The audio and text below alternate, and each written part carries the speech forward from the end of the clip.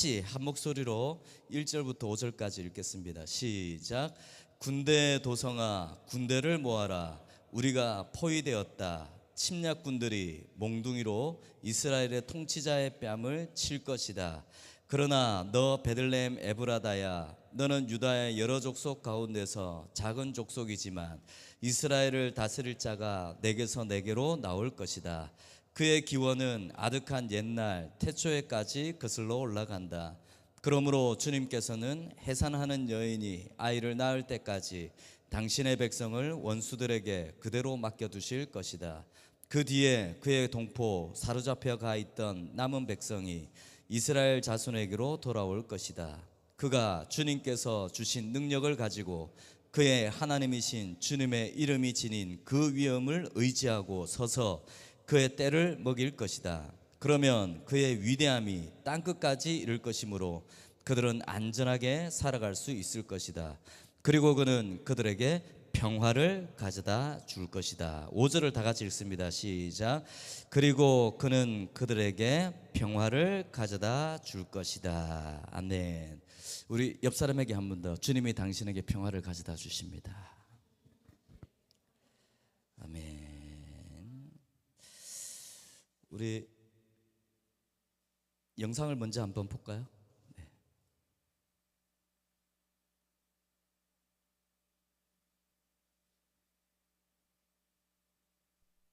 Now, Mr. Pitts. It's a rather unfortunate name. Mr. Pitts. Where are you? Mr. Pitts, will you open your hymnal to page 542? Read the first stanza of the poem you find there. Did the virgins to make much of time? Yes, that's the one. Somewhat appropriate, isn't it? Gather ye rosebuds while ye may, old time is still a-flying, and this same flower that smiles today, tomorrow will be dying. Thank you, Mr. Pitts. Gather ye rosebuds while ye may. The Latin term for that sentiment is carpe diem. Now, who knows what that means? Carpe diem. That's seize the day. Very good, Mr. Meeks. Meeks. Another unusual name. Seize the day. Gather ye rosebuds while ye may. Why does the writer use these lines? Because he's in a hurry. No. Ding! Thanks for playing anyway. Because we are food for worms, lads. Because believe it or not, each and every one of us in this room is one day going to stop breathing, turn cold, and die.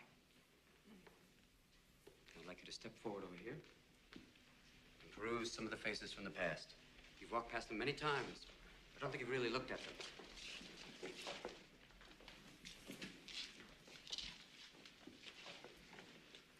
They're not that different from you, are they?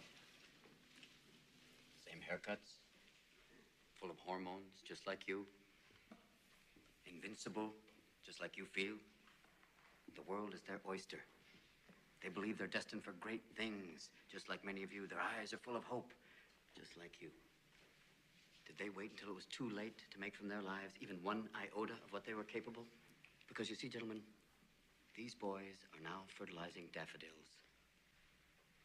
But if you listen real close, you can hear them whisper their legacy to you. Go on, lean in. Listen. You hear it?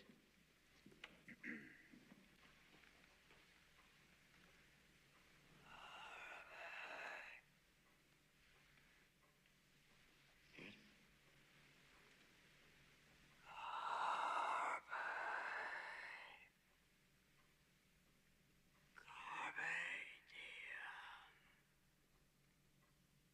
Seize the day, boys.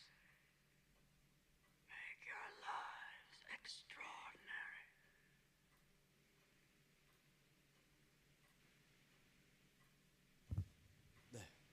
여기까지. 네. 이 영화가 어디 장면이죠? 네? 죽은 시인의 사회. 예. 죽은 시인의 사회의 한 장면입니다. 우리는 뭐 많이 영화를 많이 보았을 것입니다. 이 미국의 아주 전통적이고 보수적인 명문학교에 존 키팅이라는 선생님이 영어 선생님이 이제 부임을 하게 됩니다. 그러니까 학생들은 이 선생님을 만나면서 새로운 경험을 하게 되죠, 그죠? 전혀 한 번도 경험해 보지 못했던 어떤 스타일의 선생님이 부임을 하게 된 거예요. 제가 이 영화를 보면 생각났던 분이 약간 우리 한명수 집사님 같은 우리 선생님으로 왔다 생각하면 돼요. 선생님 오셨어요. 선생님 오셨는데 학생들에게 그 뻔한 전통과 그 보수적인 삶을 살아가고 있는 그 학생들에게 자꾸 자극을 줍니다. 새롭게 살아도 돼. 이렇게 살지 않아도 돼. 부모님이 요구하는 대로 그렇게 계속 그런 식으로 살지 않아도 돼. 계속해서 아이들에게 자극을 줍니다. 그러다가 수업 시간에 갑자기 뭐 유명한 책을 읽다가 갑자기 책을 다 찢어버리게 하기도 하고 또 막 새롭게 상상을 해보라고 독려하기도 하고 그러다가 이제 오늘 우리가 영상을 본 이 장면 앞에 서게 됩니다. 그리고 학생들에게 까르페 디엠이라는 문구를 소개를 하게 되는 것입니다. 까르페 디엠이 무슨 뜻이라고 그랬죠? 영상 보면서 현재를 즐겁게 살아라. 그러니까 이 말은 뭐 여러 가지 다양하게 해석이 되는데 현재를 붙잡아라 이런 말도 돼요. 현재를 붙잡아라. 그리고 지금을 즐겨라. 그리고 또 지금 이 순간을 살아라. 그런 의미이기도 합니다. 지금 이 순간을 살아라. 이 말을 직역을 하면 까르페 디엠을 직역을 하면 어떻게 되냐면 오늘을 붙잡고 내일을 적게 믿어라. 이런 말입니다. 오늘을 붙잡고 내일을 적게 믿어라.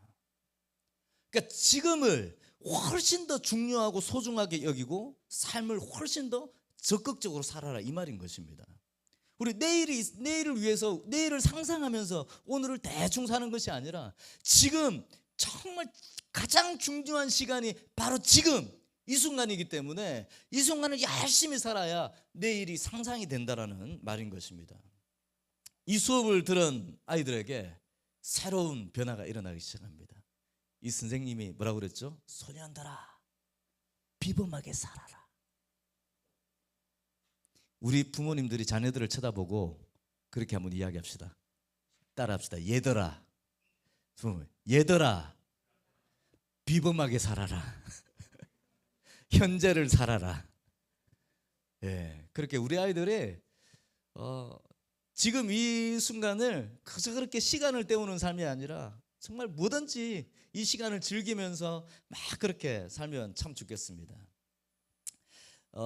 이 선생님이 이제 아이들에게 학생들의 자기의 비밀을 이야기합니다. 어떤 비밀을 이야기하냐면 자신이 옛날에 죽은 시인의 사회라는 모임에 참여한 적이 있다.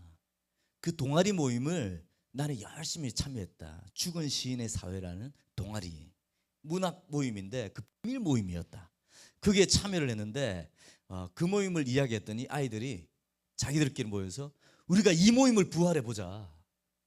선생님이 경험했던 이 죽은 시인의 사회라는 이 모임을 문학 모임을 우리가 한번 해보자. 그렇게 하고는 친구들이 모여가지고 이 비밀리에 이 모임을 하게 됩니다. 그러다가 그 모임에서 아이들이 자기의 이야기를 하기 시작합니다. 나는 꿈이 있잖아. 이런 꿈인데 이렇게 못 살고 있어. 내가 원하는 삶은 이런 삶이야. 뭐 그런 이야기들을 막 하게 됩니다. 그러다가 어떤 마음이 생기냐면 꿈을 이루면 좋겠다. 우리가 가지고 있는 이 평범한 꿈이라도 이 꿈을 이루고 살 수 있으면 좋겠다. 그리고는 그렇게 결심하고 오늘 영화 중에 닐 페리라는 학생이 나옵니다. 이 닐 페리라는 학생은 꿈이 연극 배우가 되는 꿈이었어요. 그런데 미국의 보수적이고 전통적인 그 부모님들이 이 연극 배우가 된다는 것을 반대하는 거예요. 절대 안 된다. 그리고 굉장히 많이 핍박을 하는 겁니다. 그런데 닐 페리는 용기를 가집니다. 그리고 연극 배우가 되기로 결심하고 연극을 하기 시작합니다. 무대 서기도 하고 열심히 활동을 합니다. 그런데 부모님의 그 핍박과 반대가 너무도 강했어요. 그러다가 그 부모의 반대를 이기지 못하고 그만 이 닐 페리는 목숨을 끊게 됩니다. 참 비극적인 사건이 일어나게 되는 거죠. 그래서 이 학교에서 이 키팅 선생님은 해고가 되는 것입니다. 아이들에게 불온전한 불건전한 이야기들을 가르치고 있다. 아이들을 흥분시키고 있다. 헛된 마음을 품게 한다. 그리고 이 키틴 선생님을 해고를 시켜버립니다. 근데 여러분 마지막 장면 기억나시죠? 그죠? 우리 흉내 많이 냈지 않았어요? 박 집사님 흉내 안 냈어요? 학교에서? 올라가는 거 우리 흉내 냈어요. 어느 날 이 선생님이 해고를 당하고 이제 마지막 고별 수업을 하고 인사를 하고 학교를 벗어나야 되는데 학생들이 책상에 전부 다 올라갑니다. 그 책상이 전부 다 올라가서 그렇게 합니다. 오 나의 캡틴, 당신은 나의 캡틴입니다. 우리의 캡틴 시의 한 구절을 인용하면서 오 나의 캡틴 그렇게 이야기합니다. 그리고 그렇게 막 축복을 해줍니다. 저도 학창 시절에 우리 선생님이 사표 쓰고 가시는 선생님이 있어가지고 우리가 전부 다 책상에 올라가서 우리도 캡틴하고 소리 지른 적이 있습니다. 까르페 디엠이라는 말을 저는 소개해드리고 싶어서 이 영상을 보여드렸습니다. 오늘 어떻게 사느냐에 따라서 우리의 삶이 내일이 결정이 되어지는 그런 의미가 이 까르페 디엠에 담겨져 있을 수도 있습니다. 또한 오늘이나 이 시간은 죽고 나면 영원히 만날 수 없는 그런 시점의 시간이기 때문에 이 시간을 잘 살아야 된다는 말이기도 합니다. 오늘 우리의 삶에 우리에게 찾아오셔서 우리의 삶을 더욱 의미 있게 만드신 분이 바로 예수님이라는 것입니다. 이 땅에 오신 예수님을 오늘 우리가 읽은 이 미가 선지자가 예언을 했습니다. 이 예언에 의하면 하나님의 백성에게 최악의 상황이 다가온다는 것입니다. 메시아가 올 그때는 하나님의 백성들에게 최악의 상황 가운데 오실 거라는 것입니다. 1절을 한번 같이 볼까요? 1절에 보면 앞에 1절을 다 같이 한번 읽어볼게요. 시작. 군대의 도성아 군대를 모아라. 우리가 포위되었다. 침략군들이 몽둥이로 이스라엘의 통치자의 뺨을 칠 것이다. 이 상황이 지금 너무도 비극적인 상황이에요. 침략군들이 우리의 지도자 왕의 뺨을 막대기로 때릴 것 같으면 얼마나 모욕적인 상황이 있겠습니까? 그런데 앞으로 이런 일이 벌어질 거라는 거예요. 그런데 뿐만 아니라 군대의 도성이라고 말합니다. 군대의 도성아, 이 말이 다른 번역에 보면 딸 군대요 이렇게 말합니다. 딸 군대요. 이 말은 그냥 이 딸 군대란 말은 그저 유다 사람으로 구성된 작은 군대라는 거예요. 규모도 작고 군사력이 아주 작은 그런 소규모 군대. 이 딸 군대를, 이 소규모 군대, 이 유다 군대를 포위하고 있는 아시리아 군대는 어마어마하게 규모가 큰 군대예요. 그런데 이 군대의 포위 속에 갇혀 있고 또 아무것도 못한 채로 왕이 붙잡혀 가서 모욕을 당하는 일이 곧 올 거라는 거예요. 그런데 그런 일이 일어나게 됩니다. 시드기야의 왕 아들이 바벨론으로 끌려가서 눈알이 뽑히는 일이 벌어져요. 매를 맞는 일이 벌어져요. 온갖 모욕을 유다 왕의 가문이 당합니다. 이 상황 가운데서 미가는 메시아를 예언하는 것입니다. 근데 그 메시아는 어디서 나오느냐? 2절을 다 같이 읽습니다. 시작. 그러나 너 베들레헴 에브라다야, 너는 유다의 여러 족속 가운데서 작은 족속이지만 이스라엘을 다스릴 자가 내게서 내게로 나올 것이다. 그의 기원은 아득한 옛날 태초에까지 거슬러 올라간다. 베들레헴에서 나올 거다. 베들레헴 에브라다에서 태어날 것이다. 그런데 이 동네를 몇 주 전에 김동일 목사님이 소개한 적 있죠. 베들레헴이 어떤 동네라고 그랬죠? 인구수가 몇천 명도 되지 않는 아주 작은 마을이라 그랬어요. 사람 인구수가 아주 적은 마을. 그러니까 유다의 많은 족속 가운데 가장 작은 족속의 마을인 거예요. 그 말은 뭐냐 하면 이 베들레헴이라는 마을은 그 현장의 상황 가운데 비중이 아주 낮은 마을이라는 거야. 사람들 속에서. 그런데 이 동네에서 룻이 살게 되고 다윗이 태어나서 양을 치던 곳이었고 하나님의 부름을 받은 그런 특별한 동네이기도 했습니다. 그 이사야 7장 14절 이렇게 말하죠. 7장 14절에서 그러므로 주님께서 친히 다윗 왕실에 한 징조를 주실 것입니다. 보십시오, 처녀가 잉태하여 아들을 낳을 것이며 그가 그의 이름을 임마누엘이라고 할 것입니다. 이사야도 예언한 것이 다윗의 왕조, 다윗가 살던 동네 베들레헴에서 나온다, 그렇게 말을 합니다. 그러니까 여러 가지 예언 속에서 베들레헴에서 메시아가 날 거야, 그렇게 말을 합니다. 이 베들레헴은 또 야곱의 아내 라헬이 베냐민을 낳다가 죽은 곳이기도 합니다. 그래서 베들레헴, 이 레헴이라는 말에 이 레헴이 떡이라는 말이기도 하잖아요. 그래서 베들레헴을 떡집, 방앗간이 있는 집, 이렇게 해석을 하잖아요. 그래서 레헴이라는 떡이기도 하지만 이 레헴에는 엄마의 자궁을 이야기도 합니다. 태어나는 곳, 새롭게 태어날 수 있는 곳, 그렇게 또 이야기도 합니다. 그래서 이 메시아에 대한 예언 속에 이 베들레헴이라는 이 동네는 메시아의 출생에 대한 것을 계속 예언하고 각인시켜주는 그런 메시지이기도 합니다. 그런데 이 미가가 예언한 이야기 중에 후반절에 보면 그의 기원은, 그러니까 이 예언은, 미가가 한 예언, 내가 지금 하는 예언, 이사야 선지자가 한 예언, 이 모든 예언은 아득한 옛날 태초에까지 거슬러 올라간다. 지금 이 예언은 내가 처음 말하는 것이 아니야. 이사야가 처음 말한 것이 아니야. 새롭게 말한 예언이 아니야. 이 예언은 우리가 살기 오래전부터, 우리 조상 대대로부터, 아주 오래전부터 계속해서 내려오던 예언이야, 그렇게 말을 합니다. 예수님이 이 땅에 오실 것이야 예언은 오래전부터, 우리가 살기 이전부터도 계속해서 전해져 오던 그런 예언이다라고 미리 못을 박아놓습니다. 그리고 3절을 다 같이 한번 봅니다. 3절 다 같이 볼게요. 시작. 그러므로 주님께서는 해산하는 여인이 아이를 낳을 때까지 당신의 백성을 원수들에게 그대로 맡겨두실 것이다. 그 뒤에 그의 동포 사로잡혀가 있던 남은 백성이 이스라엘 자손에게로 돌아올 것이다, 그렇게 말을 합니다.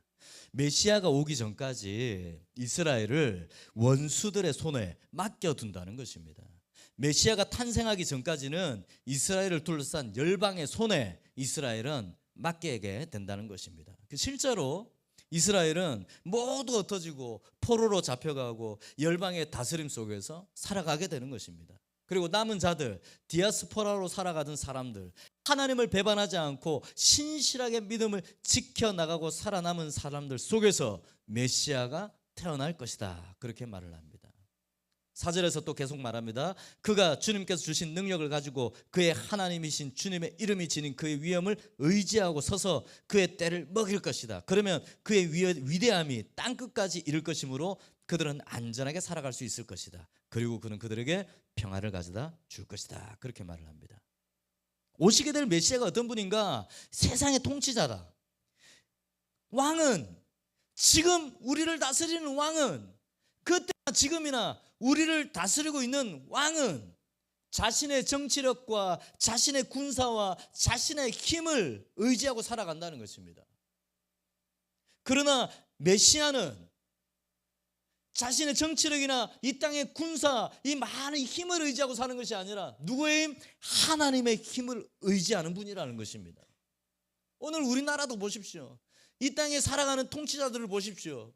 돈을 의지하고 정치력을 의지하고 군사를 의지하고 자기 주변의 사람을 의지하고 때로는 하나님이 아니라 우상을 의지하기도 하고, 이 땅의 통치자들은 수없이 많이 헛된 것들을 의지하고 그렇게 살아간다는 것입니다. 그러나 이 땅에 오실 하나님, 이 땅에 오실 메시아, 이 땅에 오실 왕은 자신의 힘을 자랑하고 백성을 위협하는 왕이 아니라 백성을 돌보는 왕이 나타날 것이다. 하나님의 힘을 의지하는 왕이 나타날 것이다, 그렇게 말을 합니다. 이 땅의 왕과 하나님, 이 땅에 오실 왕을 우리는 계속 비교해야 됩니다. 그래서 이 땅의 왕과 하나님이 다스리는 이 나라가 결코 중복되지 않는다는 것을 우리는 반드시 기억해야 합니다. 우리는 쉽게 말합니다. 정치인들을 향해서 하나님이 세우셨어라고 우리는 섣불리 말합니다. 절대 그런 말을 할 수 없습니다. 그 세계는 하나님과 다른 영역의 삶입니다. 섣불리 아무리 믿음이 있는 사람이라 할지라도 하나님이 세우셨다고 말하면 안 되는 것입니다. 왜? 정치는 권력을 쫓는 사람들의 모임입니다. 자기 욕망을 쫓는 사람들의 모임입니다. 하나님의 나라는 하나님의 영광을 쫓는 사람들을 다스리는 곳입니다. 어떻게 두 나라가 같이 있을 수가 있겠어요? 그래서 예수님이 그렇게 말해요. 가이사의 것은 가이사, 하나님의 것은 하나님. 구분을 합니다. 절대 중첩을 시키지 않습니다. 시편 20편 5절에서 우리는 하나님의 승리를 소리 높여 기뻐하고 우리 하나님의 이름으로 깃발을 높이 세워 승리를 기뻐할 수 있도록 주님께서 임금님의 모든 소원을 이루어 주시기를 원합니다. 이 땅에 오실 메시아여, 이 메시아는 자신의 영광을 위해서 헌신하는 것이 아니라 보내신 분의 영광과 소원을 이루어 드리기 위해서 헌신한다는 거예요. 얼마나 귀한 메시아입니까? 그 메시아가 하나님의 영광을 드러낼 뿐만 아니라 오늘 이 땅의 백성들의 안전까지도 책임져 주신다는 것입니다. 그리고 마지막에 참 평화를 주신다고 그렇게 예언하는 것입니다. 이것이 오신 예수님에 대한 예언이라는 것입니다. 지금 이 시대의 현실 통치자와 예수님의 그 통치는 너무도 상반된 그런 이야기입니다. 이런 통치자가 이미 오늘 우리에게 오셨고 우리는 그 통치자를 만났다는 것입니다. 우리는 이미 그 왕을 만났습니다. 우리에게 평화를 갖다 주는 그 왕을 우리는 만났습니다. 마치 키팅 선생님을 만난 아이들 속에 삶의 변화가 일어난 것처럼, 그저 그렇게 살아가는 아이들 속에서 키팅 선생님이 나타나서 그 아이들의 삶을 새롭게 바꾸게 만들어주고 새로운 결심을 준 것처럼 오늘 우리에게도 예수님이 찾아오셔서 예수님이 우리를 만나주셔서 오늘 우리 삶에 새로운 결심을 하게 한다는 것입니다. 새로운 삶을 살게 하신다는 것입니다. 새로운 생각을 가지도록 오늘 우리에게 주셨다는 것입니다. 막연한 기대와 막연한 기도로 살아가는 것이 아니라 평화의 왕이 다스리는 오늘 지금도 여전히 우리 삶을 통치하시는 그 하나님의 그 통치 시간을 오늘 우리가 헛되게 낭비하지 않고 하나님의 뜻을 이루어가는 그 거룩한 카르페 디엠의 시간을 살아간다는 것입니다. 어제는 월드비전의 경기남부 한 지부에서 모임을 왔어요. 근데 이 모임이 어떤 모임인가 하고 제가 그 간사님하고 대화를 하는 중에 한 40명 가까이가 오는 아이들이 왔는데 어려운 아이들을 이 월드비전에서 아이들의 꿈을 찾게 해주는 프로그램이라는 거예요.